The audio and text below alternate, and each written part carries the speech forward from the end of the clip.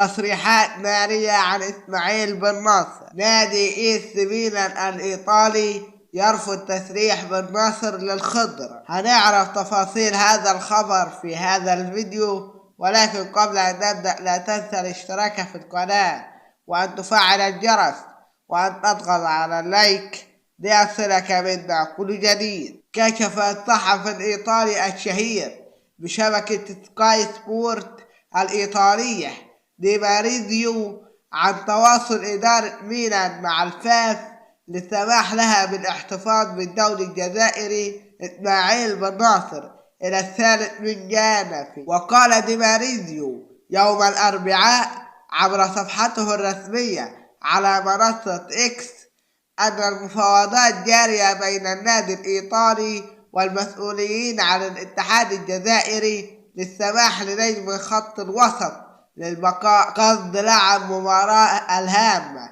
بين الروسونيري ونادي كاليرا في مباراة كأس إيطاليا. كما تطرق الصحفي دي ماريزيو إلى أن إدارة النادي الإيطالي تسعى للظرف بخدمات بن ناصر إلى جانب شكويزي هو الآخر الذي ينتظره موعد دولي هو الآخر. أخبرنا رأيك عن بن ناصر، والسلام عليكم ورحمة الله.